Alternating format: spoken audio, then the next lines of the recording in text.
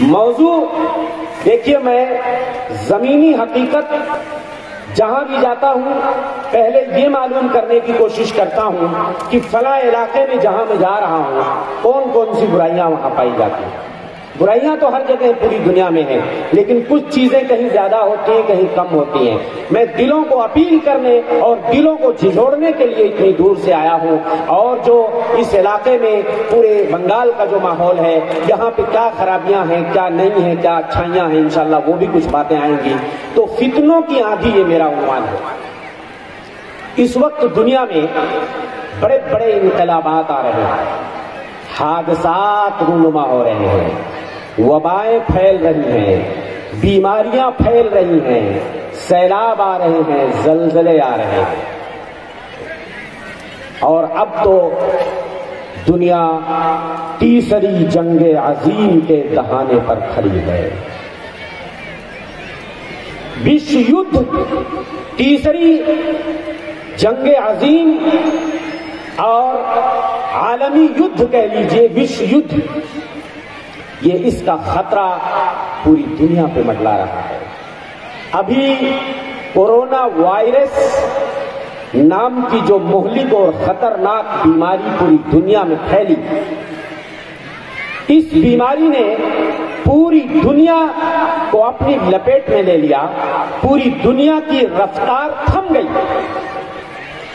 ہواؤں میں اڑتے ہوئے لاکھوں ہوائی جہاز یک بیک دھرتی پہ آ گئے، اور کئی سال تک فضا میں ہوائی جہاز نہیں اڑ سکا، اور ریل کی پٹریوں پہ، لوہے کی پٹریوں پہ کروڑوں میں دوڑنے والی ریل گاڑیاں بھی ٹھپ ہو گئیں، موٹر گاڑیاں اسٹیشنوں میں بند پڑی رہ گئیں، اور مہینوں تک لاک ڈاؤن کی مصیبتیں ہم لوگوں نے برداشت کی، گھروں سے باہر نہیں نکل سکے۔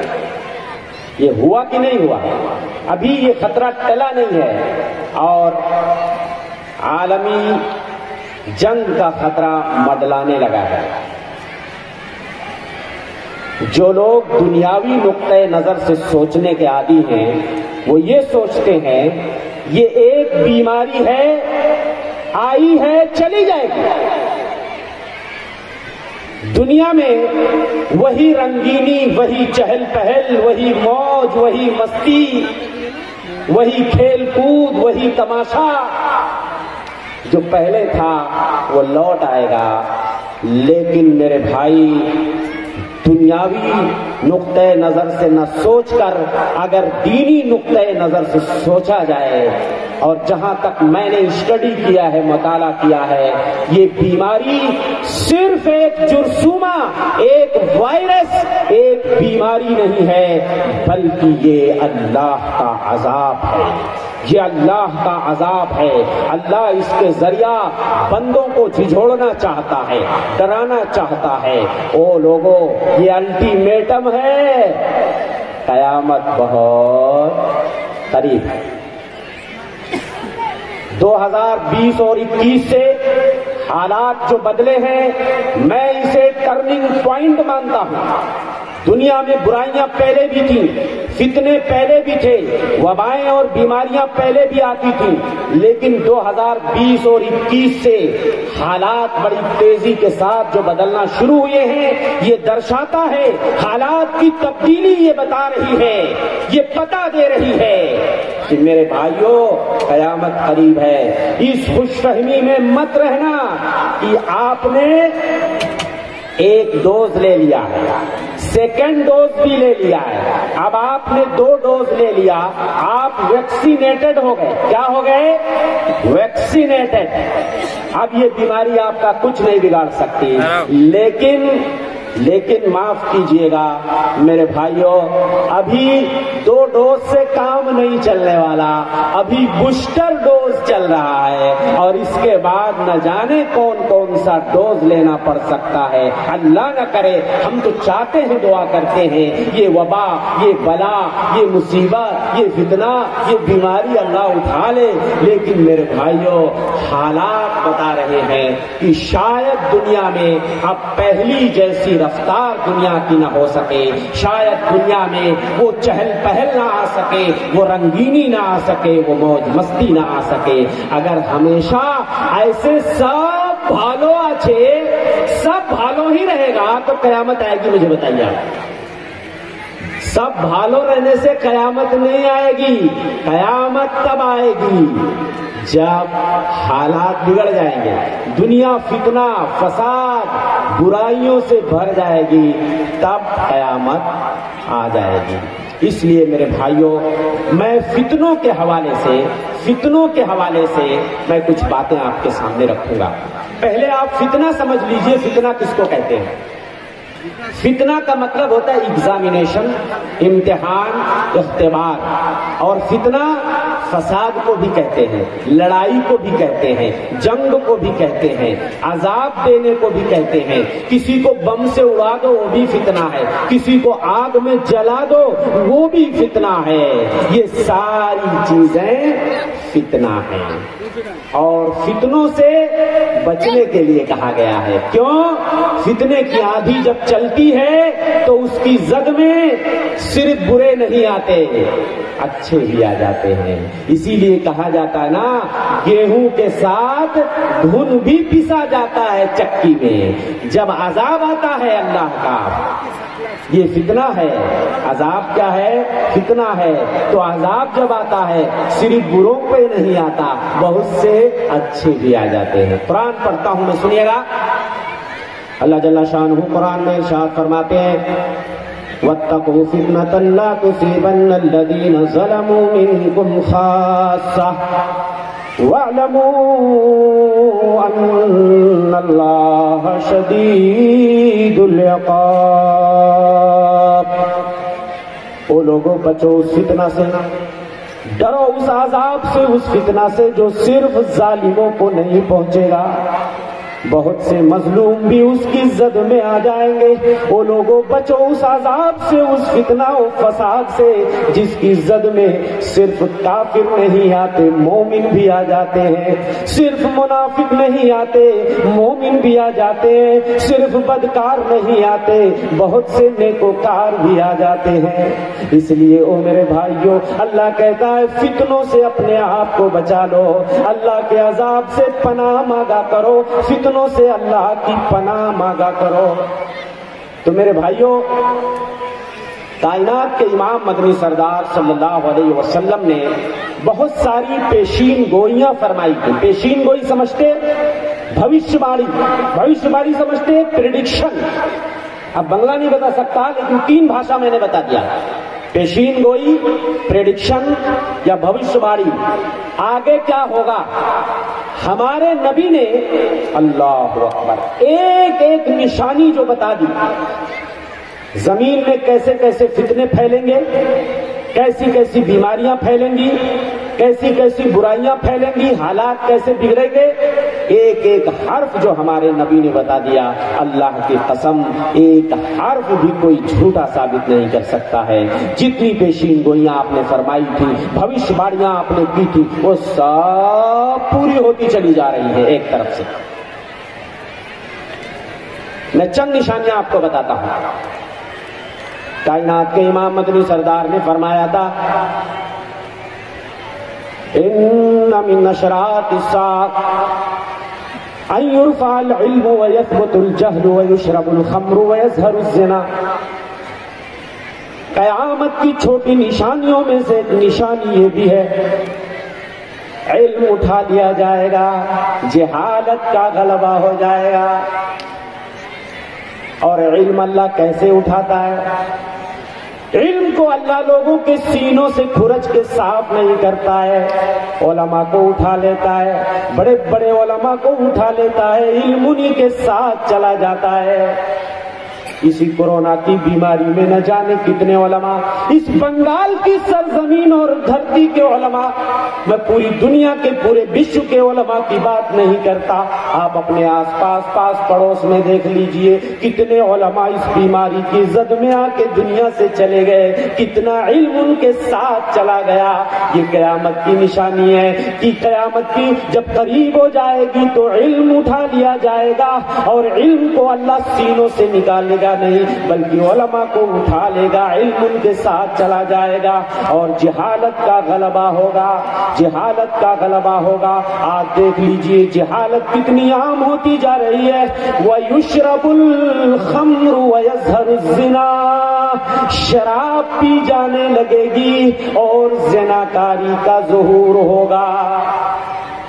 میرے بھائیوں، بنگال کے اندر جو بہت ساری برائیاں ہیں، مجھے یہ بتایا گیا جھارکھنڈ سے ہوتے ہوئے میں آ رہا ہوں، وہاں بھی یہ لت اور بیماری پائی جاتی ہے، یہاں بھی پائی جاتی ہے۔ بہت سے نوجوان نشہ خوری کی طرف بہت تیزی کے ساتھ بھاگ رہے ہیں، بہت سے نوجوان نشہ خوری کی طرف بھاگ رہے ہیں، شراب نوشی کی طرف۔ اور شراب نوشی یہ کتنا بڑا جرم ہے ہماری شریعت میں، وہ میں آپ کو بتاؤں گا۔ اللہ کے رسول فرماتے ہیں کل مسکر خمر وکل مسکر حرام، ہر وہ چیز جو نشہ لائے وہ شراب ہے اور ہر شراب حرام ہے۔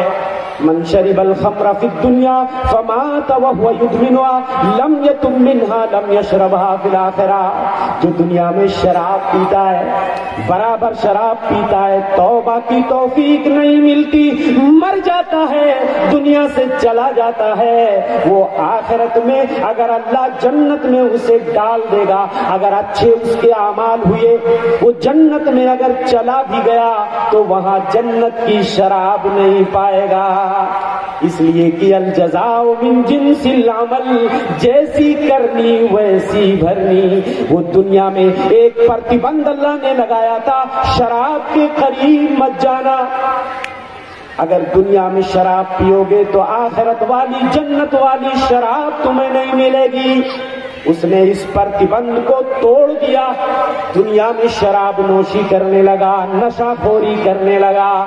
اب وہ اگر جنت میں، یہ فرض کر لیجئے اس کے اعمال بہت سارے اچھے ہوئے، وہ جنت میں چلا بھی گیا تو جنت کی شراب نہیں پائے گا۔ میرے بھائیوں، یہ دنیا کی بدبو کرنے والی شراب کے پیچھے کیوں بھاگتے ہو؟ ارے میرے بھائیوں، اپنے نفس پہ کنٹرول کر لو۔ جنت والی شراب اگر پینی ہے، وہ شرابن طہورا، وہ منہ بند شراب، وہ شراب جس کو پینے سے روح میں جو تازگی آئے گی، اس کا تو کوئی جواب ہی نہیں ہے۔ لیکن افسوس کے ساتھ کہنا پڑتا ہے اس دور میں جنت کے خریدار کہاں ہیں؟ مولوی آتا ہے، تقریر کرتا ہے، جنت کی نعمتیں بیان کر کے چلا جاتا ہے، آپ سنتے ہیں، مزے لیتے ہیں، دامن جھاڑ کے چلے جاتے ہیں۔ اس دور میں جنت کے خریدار کہاں ہیں؟ غفلت میں پڑے ہیں سبھی بیدار کہاں ہیں؟ وہ دیکھو بلاتی ہیں ہمیں حور بہشتی، وہ دیکھو بلاتی ہیں ہمیں حور بہشتی، ہم حور کے غلما کے طلبگار کہاں ہیں؟ طلبگار کہاں ہیں؟ اس دور میں جنت کے خریدار کہاں ہیں؟ غفلت میں پڑے ہیں سبھی بیدار کہاں ہیں؟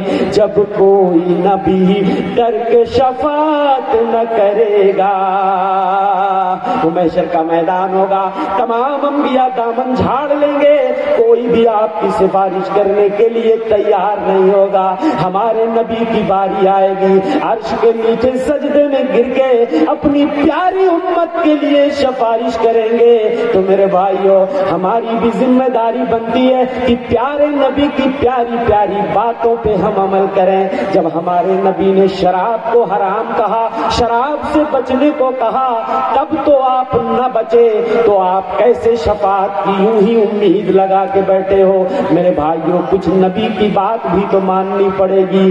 تو جب کوئی نبی ڈر کے شفاعت نہ کرے گا، جب کوئی نبی ڈر کے شفاعت نہ کرے گا، ڈھونڈیں گے سبھی حشر میں سرکار کہاں ہے؟ اس دور میں جنت کے خریدار کہاں ہیں؟ تو اللہ کے رسول نے فرمایا اجتنبوا الخمر، او لوگوں شراب نوشی سے بچو، فإنها راس كل خطیہ، اس لیے کہ ہر بیماری کی جڑ ہے۔ اور ایک روایت میں فرمایا فإنها مفتاح كل شر، ہر بیماری ہر برائی کی چابی شراب نوشی ہے۔ ہر بیماری ہر برائی کی چابی کنجی یہ شراب نوشی ہے، اس لیے کہ شراب جب آدمی پیتا ہے اس کی عقل جو ہے وہ ٹھکانے نہیں ہوتی، اس کا دماغ چلا جاتا ہے۔ اب وہ کسی کو گالی بھی دے سکتا ہے، کسی کو برا بھلا بھی کہہ سکتا ہے، کسی کو مار بھی سکتا ہے، اور کسی عورت کے ساتھ بدکاری کر سکتا ہے، کسی کی بہن بیٹی کو چھیڑ سکتا، کچھ بھی شرابی کر سکتا۔ شرابیوں کو آپ نے دیکھا ہوگا شراب پی کے ٹن ہو جاتے ہیں، کچڑ میں گرا پڑا ہے، اب باتیں اتنی لمبی کرے گا ایسا لگے گا کہ مودی جی ہے، پرائم منسٹر ہے یہ بھارت کا، ہائے ہائے غلاظت میں گندگی میں پڑا ہے، گٹر میں پڑا ہے، اور بات اتنی لمبی کرتا ہے۔ میرے بھائی کسی کو گالی دے دیتا ہے، کسی کو مار دیتا ہے، کسی کی بہن بیٹی چھیڑ دیتا ہے۔ ذرا نبی کی حدیث دیکھو کہ اللہ کے رسول فرماتے ہیں اجتنبوا الخمر، او لوگوں شراب سے اپنے دامن کو بچاتے رہو، اس لیے کہ یہ ہر بیماری ہر برائی کی کنجی ہے۔ ہر بیماری کی کیا ہے؟ کنجی ہے۔ تو میرے نوجوانوں، اور ایک روایت میں اس کو ام الخبائث کہا گیا۔ کیا کہا گیا؟ تمام برائیوں کی ماں ہے شراب نوشی۔